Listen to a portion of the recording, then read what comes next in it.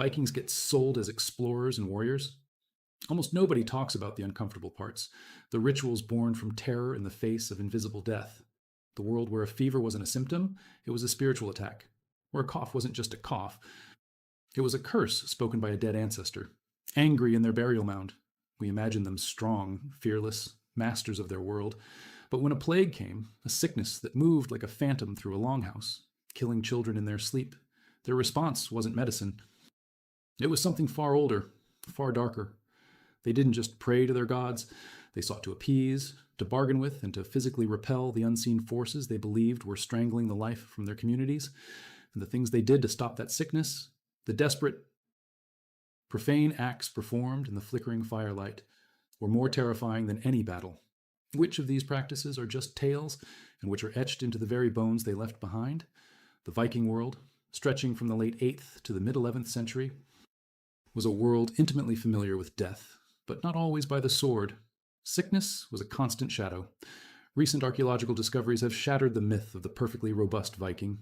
A study published in the British Dental Journal Open in 2025, examining skulls from a Viking Age site in Varnum, Sweden, used CT scans to look beneath the bone. They found widespread chronic suffering. These weren't just warriors' injuries, they were rampant dental infections, so severe they would have caused constant and agonizing pain. They found evidence of deep sinus and ear infections that left their mark on the bone, conditions that today would be cleared with a simple course of antibiotics, but for them were a lifelong torment. This wasn't a society of superhumans. It was a population riddled with painful, debilitating ailments.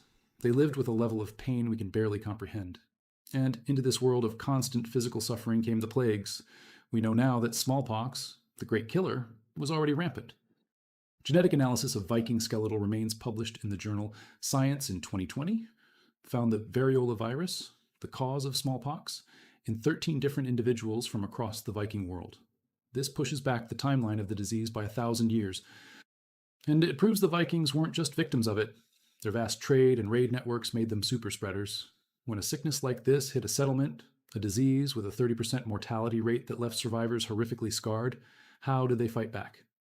They didn't understand viruses or bacteria. They understood spirits. Sickness was a hostile will. It was a malignant entity sent by offended ancestors, malicious spirits, or even the gods themselves. To stop it, you couldn't just rest and drink broth. You had to confront the supernatural. You had to perform rituals, some of which were deeply profane. Number one, the appeasement of the mound. To the Norse, the dead were not gone. They were just elsewhere. And sometimes that elsewhere was very close. The belief was that the dead lived on in their burial mounds, the great earthen barrows that dotted the Scandinavian landscape. A powerful chieftain didn't just die. He became an ancestor, a hagbwai, or mound dweller. These ancestors were not benevolent ghosts. They were powerful, temperamental forces that had to be managed. They could protect their living kin, ensure good harvests, and bring prosperity. But if offended, they could bring ruin. And one of the most common forms of their displeasure was sickness. An inexplicable illness sweeping through a family was often the first sign that the ancestor in the nearby mound was angry. Perhaps their grave goods had been disturbed. Perhaps the family had neglected their duties. The response was not to tend to the sick. It was to tend to the dead. The first step was blot, sacrifice. This wasn't a quiet prayer. It was a ritual of blood and feasting. The family would gather at the mound, a place of immense spiritual power. An animal, perhaps a horse, a goat, or even a prized bull, would be led to the site. Its throat would be cut. And the blood, the carrier of life force Tarex, would be collected in a bowl. This sacred blood, the hlaut, would then be sprinkled over the mound with a sprig of evergreen, a gesture of feeding and honoring the dead. The meat would be boiled in a cauldron over a fire pit right there, and the family would feast, sharing a meal with their dead ancestor, re-establishing the bond. This was a direct transaction. We give you life force in the form of blood and the honor of this feast, and you will remove the sickness from our house. The Icelandic sagas are filled with these accounts. In the Eyrbyggja saga, the shepherd Thorir falls ill and dies after the newly buried chieftain Thorolf Twistfoot becomes restless in his mound. Soon after, a plague begins to spread. The response is to appease the powerful dead. But sometimes, this wasn't enough. If the sickness persisted, it meant the ancestor was not just angry, they had become a malevolent entity, a draugr, and a draugr required a more profane solution. Number two, the second death. When appeasement failed and the plague worsened, The Vikings resorted to a terrifying practice, killing the dead. If the mound dweller was believed to be the source of the pestilence, actively walking the land and spreading disease, the community had to perform a ritual execution of the corpse.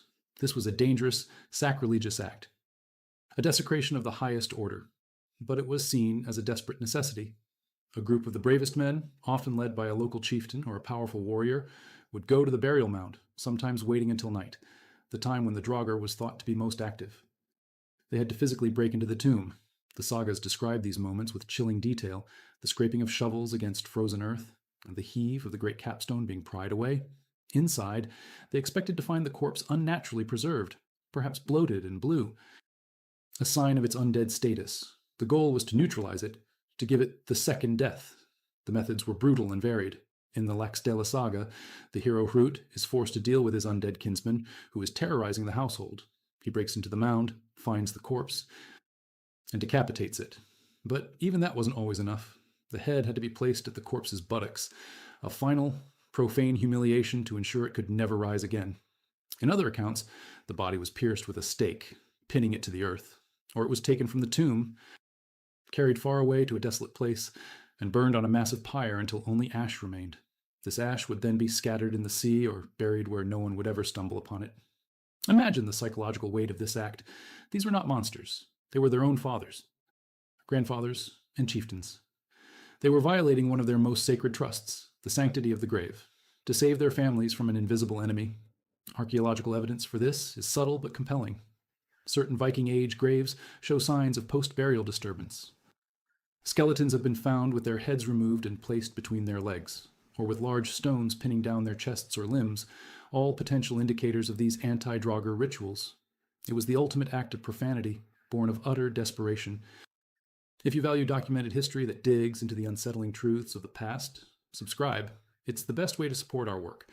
Also comment from which city you're hearing this from. The research for this script is based on archaeological reports and primary sources like the Icelandic sagas. For instance, the analysis of disturbed graves and their connection to folklore is detailed in works like Neil Price's The Viking Way, Religion and War in Late Iron Age Scandinavia, which combines archaeological finds with literary accounts to reconstruct these belief systems. Now, back to the information. Number 3, the ritual of the well. When the sickness was not traced to a single angry ancestor but seemed to be a curse upon the entire community, the rituals became larger and more communal. The focus shifted from the burial mound to other sites of spiritual power, particularly wells and springs. Water was a potent symbol of life, a gateway to the underworld, and a place where offerings could be made directly to the gods or the land spirits, the Landvættir. At Trelleborg, one of the great Viking ring fortresses in Denmark, archaeologists discovered something chilling. In the years before the fortress was built, around the 9th to the 10th century, the site was used for ritual activities. Several deep wells were uncovered, and their contents tell a dark story. These were not ordinary wells for drinking water. They were sacrificial pits. In one well, designated well 47, excavators found the skeletal remains of children. Strontium isotope analysis, a method that can determine the geological region where a person grew up, showed that these children were local to the area. They weren't foreign captives. They were from the community itself. Alongside them were the remains of animals, a young he-goat, a large dog, parts of a young cow, and a horse's hind limb. The way these remains were deposited suggests they were placed there while still fleshed, as complete or partial carcasses. This wasn't just a dumping ground for waste. It was a series of deliberate, intentional offerings. This was propitiatory sacrifice on a grand scale. Why sacrifice children and valuable livestock in a well? In a world without scientific medicine, a plague that killed the young would have been seen as a profound failure of the community to maintain favor with the gods of fertility in life. Perhaps Freya or Freyr. The response was to give the gods something of ultimate value, the young of their own species and the most important of their livestock. The well served as a direct conduit, a way to deliver the offering to the powers below the earth. It was a desperate, profane bargain, trading the lives of a few for the survival of the many. While we can't definitively link the Trelleborg wells to a specific plague outbreak, the nature of the sacrifices, young life given to appease the earth, is entirely consistent with a ritual response to a catastrophic loss of life from disease. Number 4, the weaponization of filth. The Vikings had a complex relationship with hygiene. On one hand, archaeological finds are rich with grooming tools. Combs made of bone and antler are some of the most common artifacts found in Viking graves. Tweezers and even small ear scoops for removing wax have been found. The English chronicler, John of Wallingford, writing in the 13th century, complained that the Vikings were too clean. He claimed they combed their hair daily, bathed every Saturday, and changed their clothes often, which made them dangerously attractive to English women. The Old Norse word for Saturday, lagerdager, literally means washing day. Yet, we have a starkly contrasting account from the Arab diplomat Ibn Fadlan, who traveled with a group of Rus Vikings in the 10th century. He described them as the filthiest of Allah's creatures. He recounts a morning ritual where a slave girl would bring a large bowl of water to the chieftain, who would wash his face and hair in it, then blow his nose and spit into the same water. The bowl was then passed to the next man, and the next, each using the same foul water. From a modern perspective, this is a recipe for spreading disease. But in the Viking mindset, this shared filth might have had a profane purpose. In a world where sickness was a spiritual attack from an outside entity, shared bodily fluids could have been seen as a way of creating a communal magical defense. It was a way of binding the group together, making them a single, unified entity. Spittle, sweat, and other effluvia were believed to contain a part of a person's essence and power. By sharing the water, they were sharing their strength, creating a collective shield. Furthermore, in Norse magical belief, things that were considered disgusting or taboo often held great power. The medicine of the time was not about cleanliness, it was about potency. A remedy was often made to be deliberately foul-tasting and smelling, with the logic that the awful nature of the concoction would drive away the attacking spirit. This concept survived in Scandinavian folk medicine for centuries. So while Ibn Fadlan saw disgusting filth, the Vikings may have seen a necessary, if profane, act of group solidarity and magical protection against the invisible evils that brought plague. Number 5, Seidr and the unraveling of fate. When sacrifices and desecrations failed, there was another path, magic. The Norse practiced a powerful and dangerous form of magic known as Seidr. This was not simple spellcasting. It was a complex shamanic tradition that involved entering a trance state to communicate with spirits, see the future, and manipulate the very fabric of fate, the word. Practitioners of Seidr, who were most often women called völar, singular vulva, held a position of both immense respect and fear in Viking society. When a plague struck, a community might turn to a vulva as their last resort. The ritual itself was a public performance. The vulva would sit on a high platform, a Seidr, holding a staff, often topped with metal fittings and a pouch of charms. She would be surrounded by a choir of young women who would sing a special song, the Vardlakur, designed to call the spirits and help induce her trance. In this altered state of consciousness, the vulva was believed to travel the spirit roads to seek out the cause of the affliction. Was it a curse laid by an enemy? Was a god offended? Or was it simply an unraveling of the community's good fortune? Her diagnosis would determine the response. She might identify a specific spirit that needed to be appeased with a particular sacrifice, or she might perform a healing ritual, attempting to restore a lost part of a sick person's soul. But Seidr had a darker, more profane side. It could also be used to curse. If the vulva determined that the plague was the result of a magical attack from a rival community or a specific enemy sorcerer, she could turn the magic back on them. She could perform a ritual to tangle their threads of fate, to send the sickness back to its source, or to inflict an even greater calamity upon them. This was a form of spiritual warfare. The sagas contain accounts of Seidr being used to cause storms, induce madness, and bring about death from afar. This practice was considered somewhat unmanly for men to engage in, as it involved a level of spiritual receptiveness called ergi that was contrary to the masculine ideal. Yet even the god Odin, the highest of the Aesir, was a master of Seidr, showing its immense power and importance. In the face of a plague, a community would not hesitate to use this spiritual weapon, engaging in a profane magical battle to save themselves, a concept utterly alien to our modern understanding of medicine. The use of hallucinogenic plants or fungi to achieve the trance state has been hypothesized, though direct evidence is scarce. However, the graves of some powerful women, believed to be völar, have been found to contain caches of henbane seeds, a powerful deliriant, pointing to the very real possibility that these rituals involved psychoactive substances to bridge the gap between worlds. The sheer desperation is hard to overstate. Imagine a small, isolated settlement in the depths of a Scandinavian winter. The longhouse is crowded, smoky, the air thick with the smell of unwashed bodies, burning wood, and sickness. One child starts with a fever. then another. Soon, half the household is coughing, weak, their bodies covered in painful sores. The healer's remedies of boiled herbs and chanted charms do nothing. The local blot to the ancestors has failed.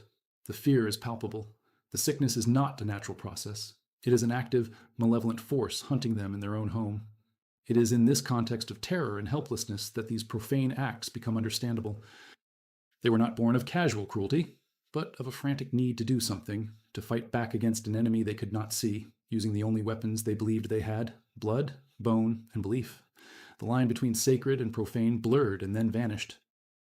Digging up your grandfather to stab him through the heart, sacrificing a child in a cold or dark well, or sharing a bowl of spit and phlegm were not acts of evil. They were a form of desperate, spiritual surgery, cutting away a part of their own humanity to excise the cancer of the plague. They were fighting a supernatural war, and in war, profane acts are often seen as necessary for survival. The evidence for these practices is scattered: a line in a saga, a disturbed grave, the bones in a well. But together they paint a picture of a society pushed to the absolute edge. They show us that behind the gleaming helmets and the dragon-proud ships was a deep-seated fear of the unknown, and a willingness to do the unthinkable to protect their own. If you value documented history like this, subscribe.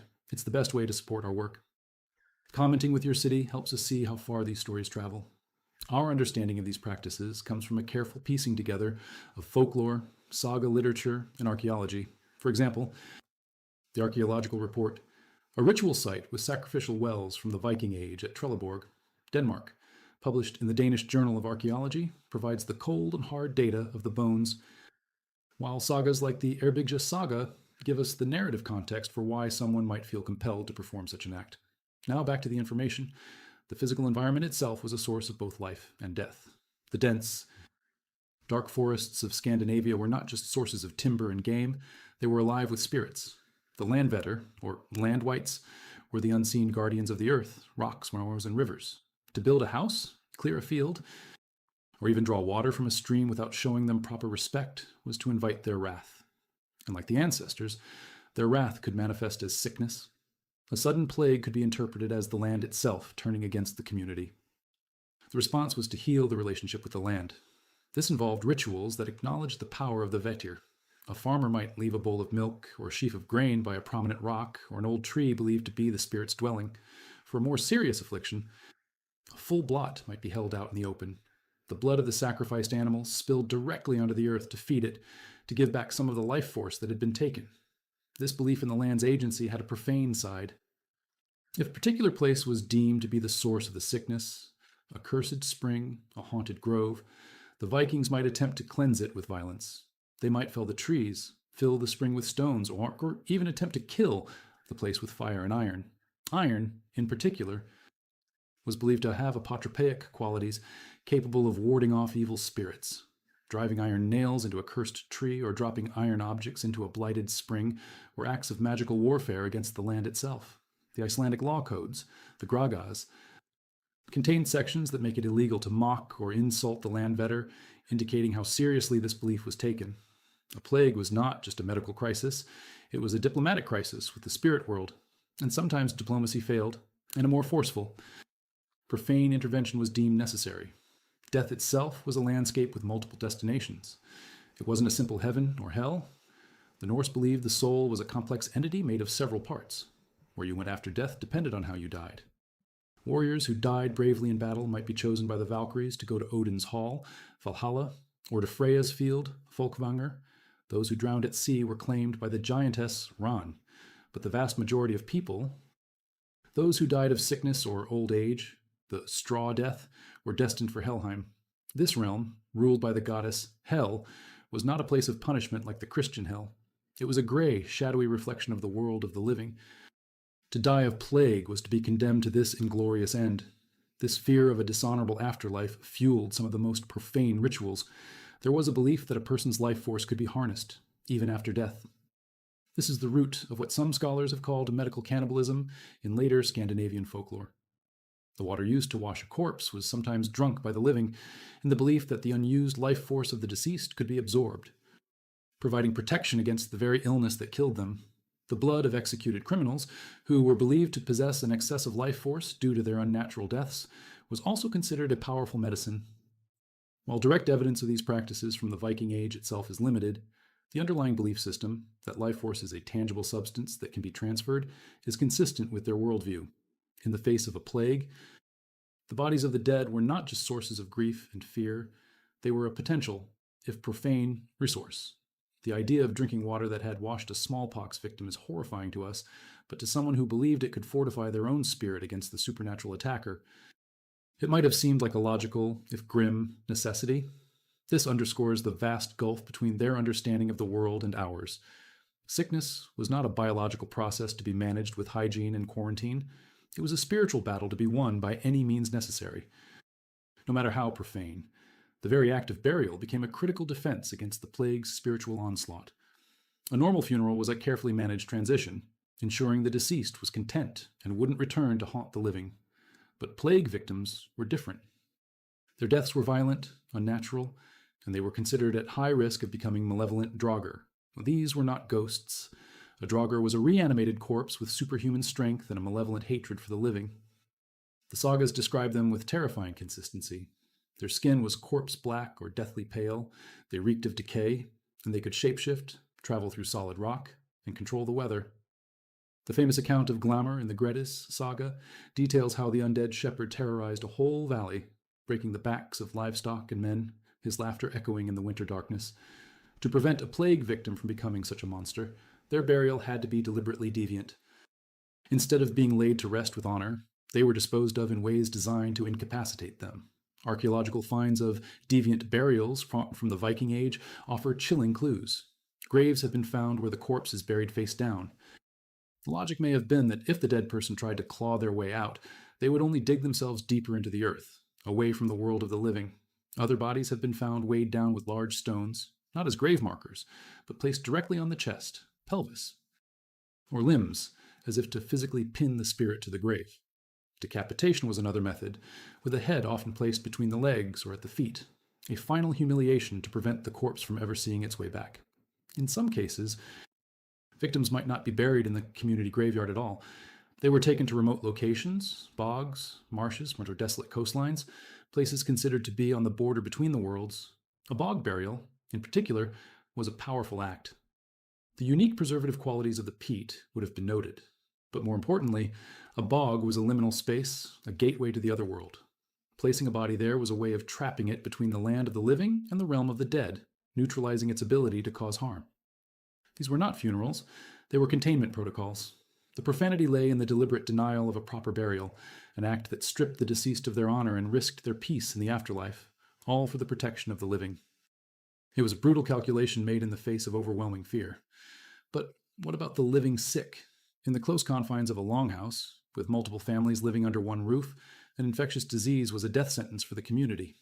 While they lacked our concept of quarantine, they understood that sickness spread from person to person. When magical and ritual cures failed, a community could turn to the ultimate profane act against their own kin, expulsion. A family struck by plague might be shunned, with food left for them at a distance. In the most extreme cases, the longhouse itself could become a tomb. The doors might be barred from the outside, sealing the sick inside to live or die together. This was a violation of the most sacred bonds of Norse society, the duties owed to family and clan. To abandon one's own was unthinkable. Yet a plague could make the unthinkable necessary. There is no saga that openly boasts of such an act, for it was an act of profound shame, but the fear it represented is woven into their folklore. Tales of lone, plague-ridden farmsteads, where the inhabitants became draugr and haunted the land, served as a stark warning of what happened when a community failed to contain an outbreak. Leaving your family to die in a sealed house was a profane choice, but it was a choice between one family and the entire village. The healthy armed themselves with magic. The Vikings understood the power of symbols, and they used them as spiritual armor. The Mjolnir, Thor's hammer, was one of the most powerful. Pendants shaped like the hammer are one of the most common Viking Age finds. While often seen as a symbol of martial prowess, Thor was also a protector of mankind against the forces of chaos, the Jötnar or giants, which included the invisible giants of plague. Wearing a Mjolnir amulet was not just a declaration of faith, it was an active ward, a piece of spiritual protection. In the face of an epidemic, the production and wearing of these amulets would have intensified. They might have been placed over the doorways of longhouses, carved into the timbers of a bed, or tied to the harnesses of livestock. The material mattered. A hammer of iron, the metal that could repel spirits, was more potent than one of bone. A hammer of silver, a metal of purity and value, was a powerful offering to the god. Runes, the Norse script, also held immense magical power. Each rune had a name and a phonetic value, but also a deeper, a cosmic meaning. Certain runes were associated with protection, healing, and life. The rune Algiz was a powerful symbol of defense, representing the horns of an elk or the branches of Yggdrasil, the world tree. Uruz was the rune of the aurochs, a wild ox, symbolizing untamed strength and vitality. A rune master could carve these symbols onto pieces of wood, bone, or metal to create a talisman. In a plague-stricken village, a rune master might be called upon to carve protective staves for every household, or to inscribe them on the bodies of the sick, a desperate attempt to write a new fate for them, to overwrite the story of the sickness with a story of healing. The sagas speak of using runes to cure sickness, but also warn of the dangers of using them incorrectly. A misplaced rune could turn a healing charm into a deadly curse. This was potent, dangerous magic, and its use would have been a serious and profane undertaking, meddling directly with the hidden forces that governed the world. Let's not forget the role of animals in this spiritual war. Certain animals were believed to have special connections to the spirit world. The horse was sacred to many gods and was a powerful symbol of travel between the worlds. The sacrifice of a horse, as seen in the Trelleborg Wells, was a significant offering. But animals could also be used as spiritual scapegoats. It is conceivable that a community might perform a ritual where they symbolically transferred the sickness of the village into an animal, perhaps a goat or a bull. The animal would be decorated with symbols of the plague, led through the village to absorb the malevolent energy, and then driven out into the wilderness to die, carrying the affliction with it. This practice is seen in other cultures and fits within the Norse magical framework of manipulation and transference. Dogs were also important. They were often buried with their owners, perhaps as guides or protectors in the afterlife. In the context of a plague, a dog might be sacrificed and buried at the threshold of a house or the boundary of a village, its spirit intended to act as a supernatural guardian, to ward off the malevolent entities that carried the disease. The discovery of ritually buried dogs at various Viking sites lends credence to their role in these protective, and to our eyes, profane, boundary-setting rites. Every aspect of their world, their homes, their dead, their animals, their very language, was weaponized in the desperate fight against the invisible terror of plague. This constant battle against unseen forces shaped their psychology. The fatalism often associated with the Vikings, the famous embrace of a glorious death in battle, takes on a new light. Perhaps it was not just a warrior's creed, but a response to a world where death could come at any time, not just from an axe, but from a phantom fever.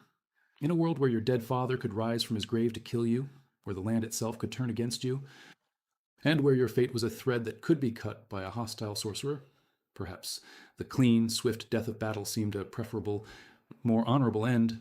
The profane rituals they performed were not the actions of a bloodthirsty people, but of a people who felt themselves to be living under constant siege from a world of spirits, monsters, and capricious gods.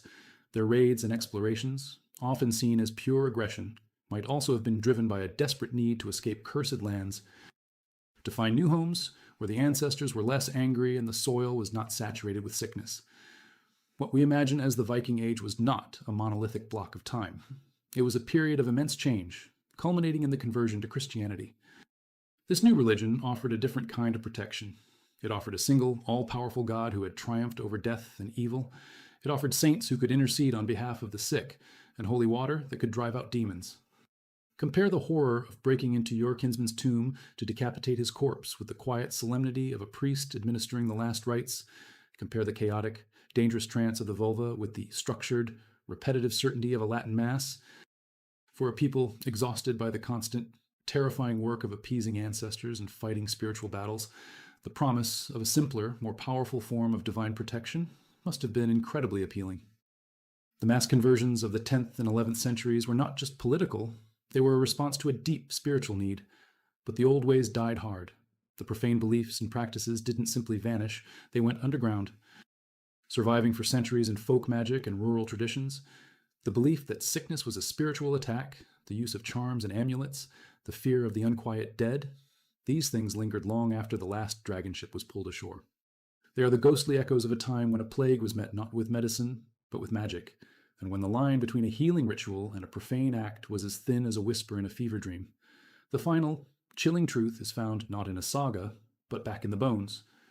The same genetic studies that found smallpox in Viking remains also revealed something else. Many of the Vikings carried a gene that provided some resistance to HIV. This gene, CCR5 delta 32, is thought to have become common in Europe because it also offered protection against a deadly hemorrhagic fever, or perhaps smallpox itself. The Vikings weren't just spreading plague, they were living through a storm of it so intense that it permanently scarred their DNA. Their profane rituals were the desperate screams of a people being reshaped, on a genetic level, by the very diseases they were trying to fight. They were not just fighting a war, they were the battlefield,